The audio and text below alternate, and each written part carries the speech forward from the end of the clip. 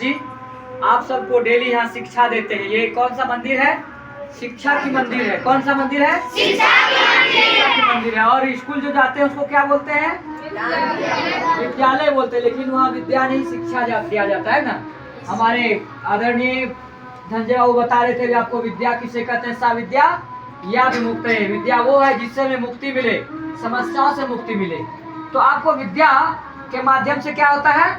आत्मोत्थान होता है, मानसिक उत्थान होता है, शारीरिक मानसिक आत्मिक प्रगति के राह पर जो चला दे उसे क्या बोलते हैं? विद्या बोलते हैं। आपके शिक्षा के साथ में बाल संस्कारशाला के माध्यम से एक्स्ट्रा नॉलेज आपको दिया जाएगा। कुछ चीज इसमें है जो स्कूल में मिलता है, कुछ चीज है जो स्कूल में नहीं मिलता है। पहले का जो हमारा जो शिक्षा पद्धति था वो गुरुकुली परंपरा पर था। वैद की शिक्षा दिया जाता था, शास्त्र अनुसार दिया जाता था, जो सनातन धर्म का सार था उसके अनुसार दिया जाता था। और उस शिक्षा का, उस विद्या का उद्देश्य क्या था? नर से नारायण बनना, मानव से महामानव बनना, पुरुष से पुरुषोत्तम बनना और शुद्रता को छोड़कर महानता को वर्ण करना। पहले ऐसा था।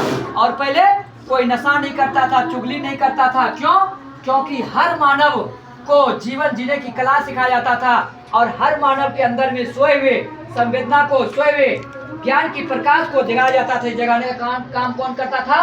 विद्या करता था। और ये देने का काम कौन करता था? यहाँ के ऋषि मुनि करते थे मित्रों। लेकिन क्या हुआ?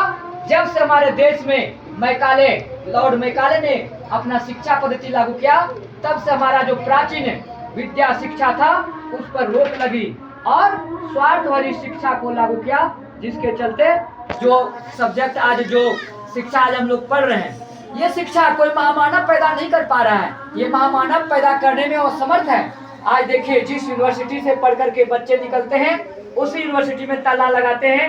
जिस राष्ट्र में यहाँ के नागरिक जीते हैं उसी राष्ट्र के ट्रेन में आग लग जाती है, वहाँ के पटरी को तोड़ करके फेंक देते हैं। होता है कि नहीं होता है? तो क्या विद्या हमें सिखाती है?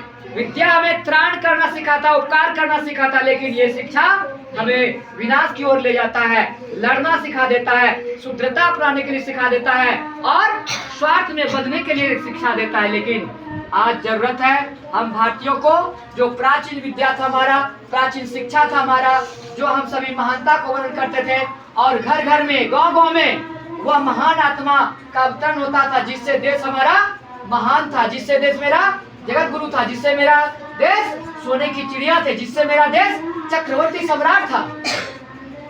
ऐसा देश हम सबको फिर से चाहिए। इसके लिए क्या करना पड़ेगा? आप सबको daily 10 minute, 15 minute, 20 minute Gayatri मंत्र का ध्यान करना पड़ेगा, गायत्री मंत्र का चैंटिंग करना पड़ेगा। गायत्री मंत्र क्या करता है? हमारे सोए हुए चेतना को झकझोर करके जगाता है, अंतःकरण को प्रकाशित कर देता है। पूछा था किसको?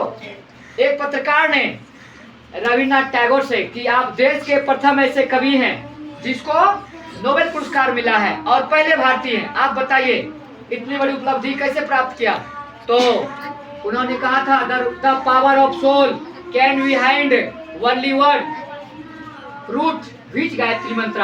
हमने गायत्री मंत्र के माध्यम से शक्ति को प्राप्त किया और इस शक्ति के सहारे हमने नोबेल पुरस्कार प्राप्त किया। तो कहा आप इस अपने देश के नागरिकों को कुछ कहना चाहते हैं? तो उन्होंने कहा था कि हम देशवासियों के ही कहना